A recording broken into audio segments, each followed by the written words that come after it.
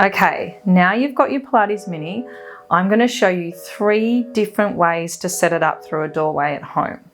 The first way, we're going to thread the straps through the anchor. So the anchor is at the top and all your straps are evenly around this anchor. All right, you're also going to place your hand straps on your desired weight for today if you're doing the arms, or you can do your foot straps if you're doing your feet. So you hook them onto the little gold link there and we're ready to go. Okay, so option 1, you're going to grab the anchor and you want to have a door that closes towards you, not opens towards you, because it may open. So this door closes towards me. I'm going to place the anchor through the middle height here, which is really good for legs and straps. So it's really good for that lying down, placing your legs in the foot straps and having the resistance from that angle. Usually this sort of rib to hip height is fine for your legs and strap series. You always want it to be above you when you're lying down.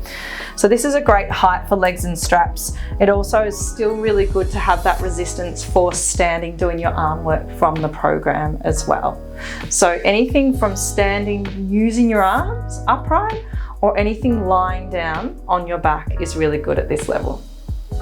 So option 2, I've placed the Pilates Mini anchor up on the top of the doorway. This is just another option you can do for your arms. So you can stand back, use the weights as you resist into your upper body movements, say your upper rows, your lat pull downs, your pull downs with your arms. It's just another level to provide resistance in your upper body.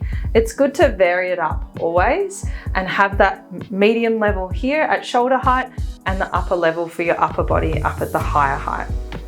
Okay, so option 3 is a really good one. This is sometimes when you have a hinge doorway around the house that you want to use the hinge doorway for lying down in different positions on your floor if the door closes that way. I quite like it, it feels quite sturdy. So I'm going to get the anchor and thread it through the back of the hinge doorway. And then as you come through, you can see it, all I need to do is just close that door there. So what that means is that the thinner part of the strap is through the door, so it's easily closed. Now it's not going to move wherever it is. It's really supported, and that means I can just thread the strap through there so I can provide resistance into my lying down legs and straps or my upper body work. The same, just a different side of the doorway for versatility.